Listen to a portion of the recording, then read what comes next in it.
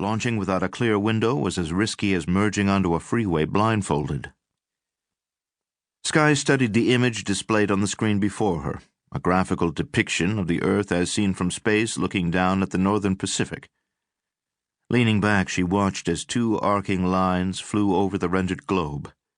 The first line, in yellow, sprang from a point in central China and sped on a southwesterly course. It had already passed over Taiwan, doubtless as much a political statement as a requirement of physics, and was fast approaching the Philippines. A dot at the leading end marked the current location of Zhengzhou 7. Another dot, a bright red one at the end of the second line, marked the position of an object already in orbit, circling the Earth's poles. Skye estimated her satellite was about 1,000 miles west of San Francisco, racing due south. She mentally extrapolated the two paths and predicted the Chinese spacecraft would be in range somewhere over French Polynesia. From behind her desk, Skye sat pensively watching the monitor. The desk was the largest piece of furniture in her office, a massive assemblage of hand-carved wood that had belonged to her father and to his father before him. She called the desk the Titanic, not only for its size, but as a reminder of the devastation her playboy father had wrought during the years he sat behind it as the captain of Skye Industries.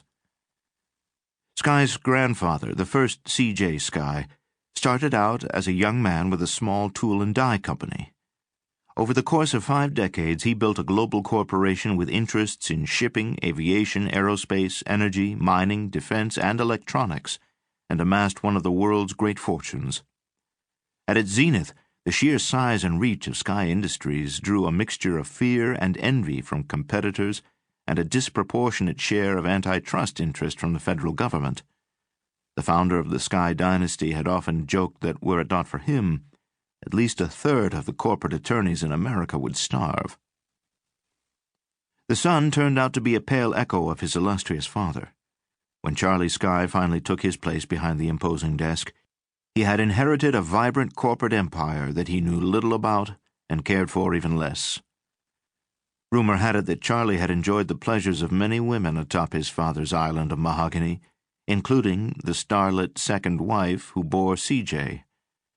It was even possible that she had even been conceived on its inlaid surface. Charlie Skye had drunkenly hinted as much on more than one occasion. Beyond the rumors, C.J. knew for a fact that for 20 years her father systematically looted Skye Industries, and when the authorities finally came for him, Charlie Skye ate a bullet at his desk rather than face prison. "Having second thoughts?" Moog asked.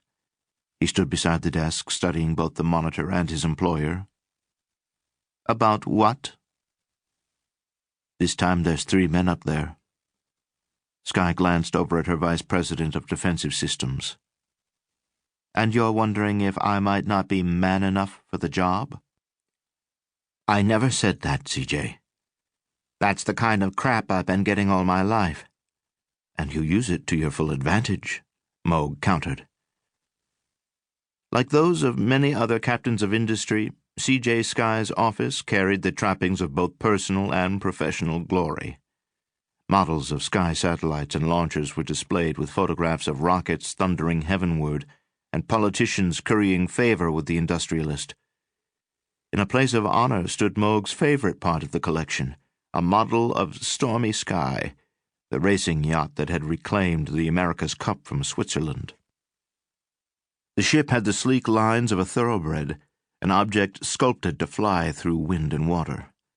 Skye not only had financed the winning entry, but had captained the ship through one of the closest and most fiercely fought series of races ever held. What made the victory by this underdog historic was that Stormy Skye had won with an all-woman crew. A hint of a smile warmed Skye's lips. Moog was right.